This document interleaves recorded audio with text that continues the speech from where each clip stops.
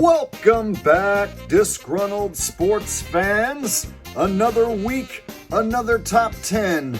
Are y'all ready to break down some fake phony football plays? Let's boogie. So we got the Colts, we got the Jags. Look at this coverage here. Jaguars player lets him run right on by. Ball gets thrown. The defender sees that the ball has been thrown. And what does he decide to do? He decides to swipe it nothing, then go down and pretend like he's trying to grab a leg. But who's he kidding? He's going down for some of that sweet feet action. He wants to take a whiff. How do them feet smell? Like the sweet smell of defeat. So the Colts take this one into the end zone. Here's a better look. The defender sees that the ball's been thrown. He puts his arm out, touches his elbow ever so slightly. And then he goes down, pretends like he's going to try and grab one of his legs. But we all know he's really just trying to take a whiff of his feet. Just getting as close as he can so he can take as good of a whiff of his feet as he can before he scores his cupcake touchdown.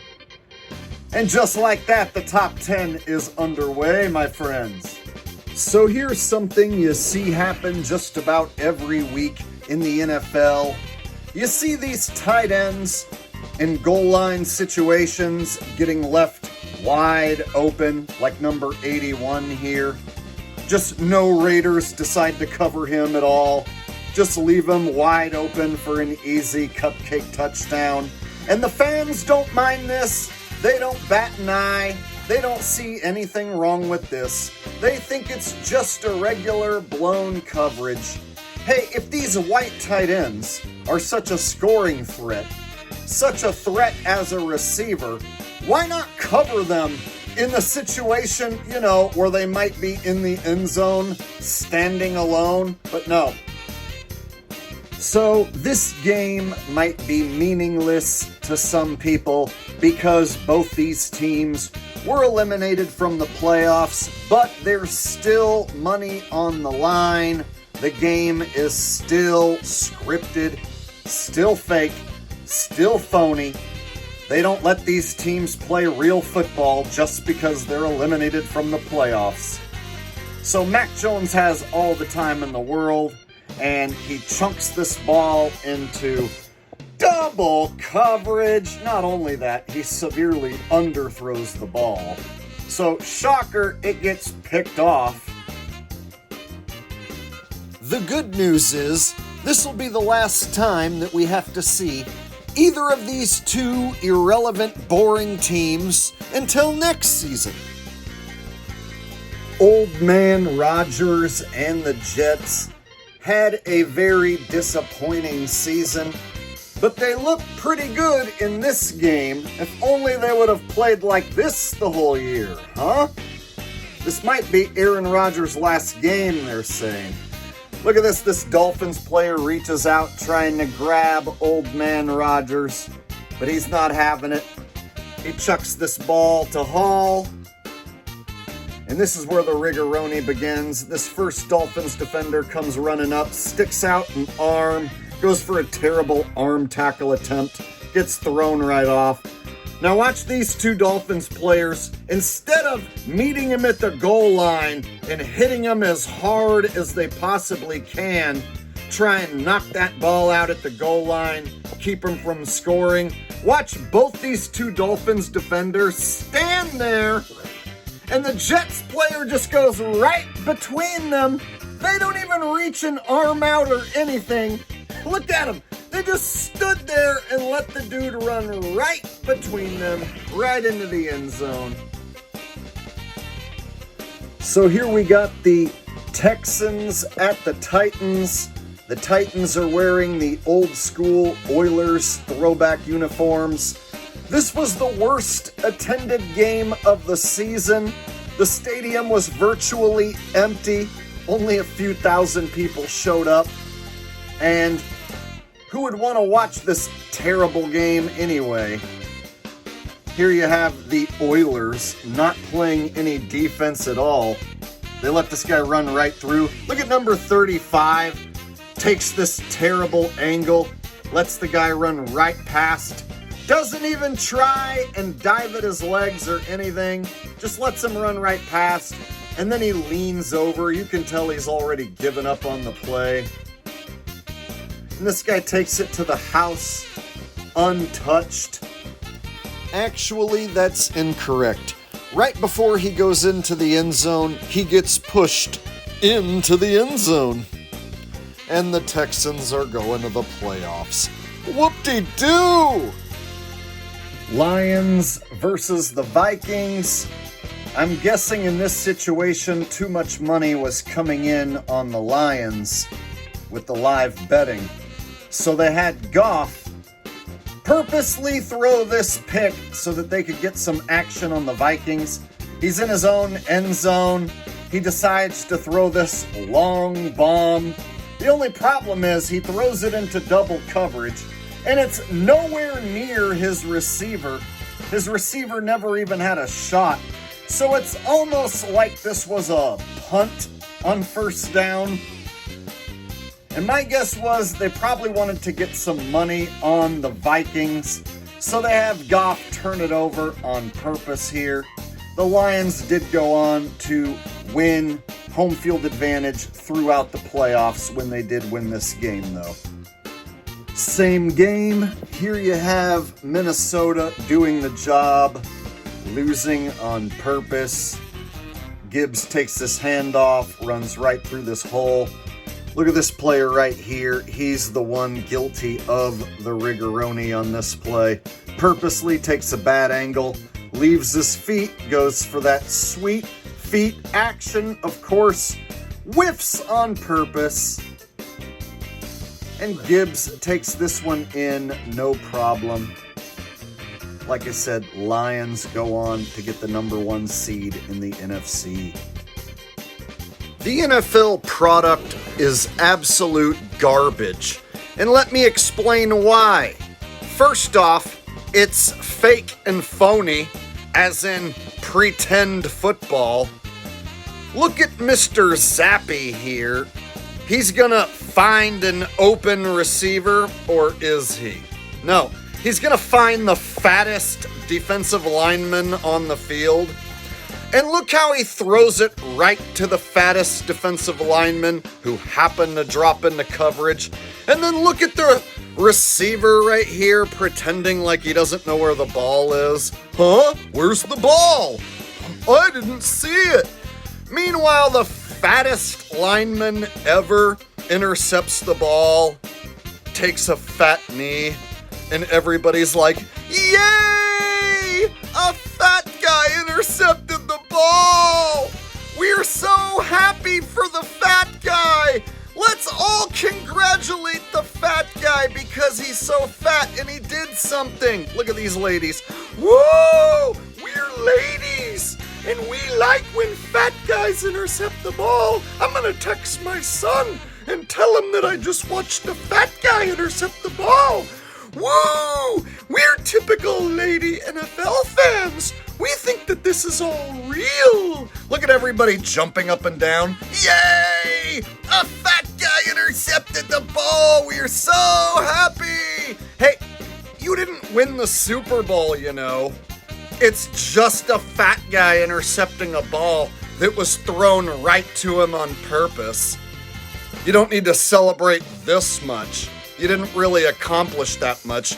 You beat the crappy Browns, who lost on purpose. Look at this guy. Yeah, you're an idiot. Your team sucks. They lose on purpose. They're the biggest jobbers in the NFL. And you showed up to an opponent's stadium expecting like you might win and have a good time. You're a moron. This play right here, man, is some extra phony rigoroni with a side of baloney. Whenever I see someone fumble a simple handoff, I always scoff, like here. What's the reason that the ball was fumbled? There is no reason other than you're faking it and doing it on purpose. So the ball gets fumbled. Number 80 gets shoved just a little bit. but he jumps and dives to the ground. Oh! Like he just got shoved by the strongest guy in the world. So the defender scoops up the ball. Number 80 gets shoved again. Now I want you to watch how number 80 jumps and falls on the ground again, like he's being shoved by the strongest men in the world. Whoa! Yeah, okay, number 80. Sure, dude. So this guy takes the ball in this Oilers/Titans defender, grabs onto his back, basically riding him, smelling his butt on the way to the end zone.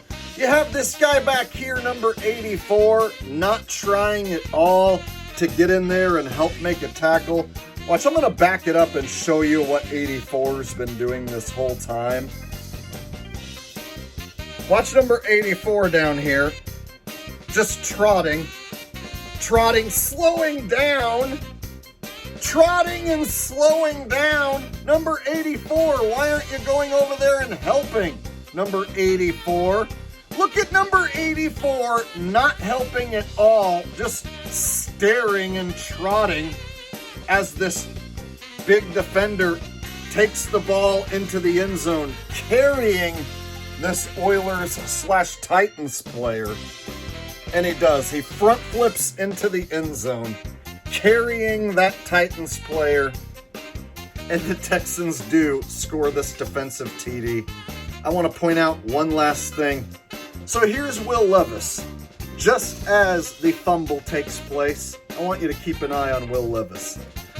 So the ball's fumbled. Why isn't Will Levis running over there to help right now?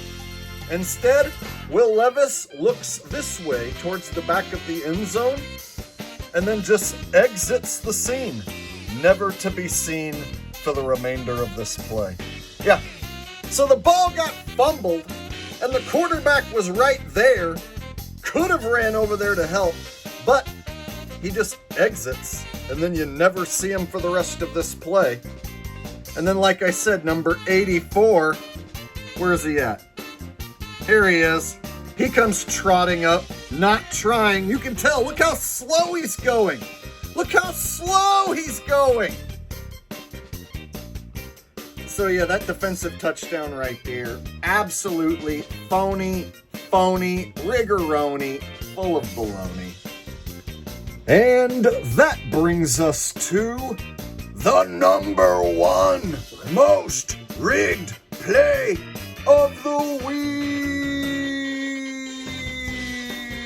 And it gots to be this one. And the reason it gots to be this one is because the NFL wants you to believe that on a simple punt, that the punting team just doesn't know where the ball is. Yeah, these Packers players, yeah, they have no clue where the ball is. Or so they'd like you to believe. Look at how they're looking towards the back of the end zone. Meanwhile, this player up here, the punt returner for the Bears, is actually looking at the ball. So not a single player for the Packers is looking at the ball. All of them are running to the wrong side of the field. Look at them. Running over here to the wrong side of the field, pretending like they have no clue where the ball is being punted. So the returner over here gets the ball, and then suddenly you see these Packers players go, "Oh, we didn't know that he had the ball over there. Oopsie." So they all start turning around and pretending like now they're going to try and go after him. This guy right here stands there and acts like he's being held, but doesn't try and make a tackle attempt. Meanwhile, this Bears returner, he just trots untouched right on by everyone.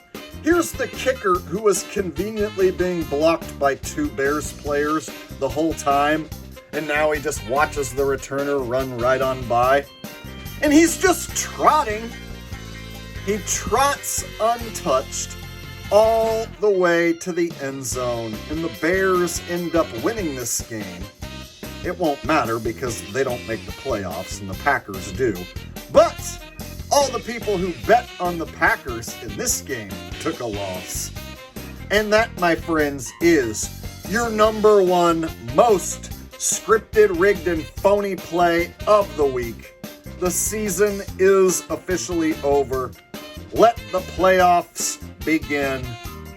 We will now be changing the format to single game breakdowns instead of top 10s. So look out for my single game playoff breakdowns, and look out for the final top 10 of the year. I will be doing a top 10 most scripted plays of the season video, so be on the lookout for that. Please like, please share, please subscribe, and I will see all of you in the next video. Peace.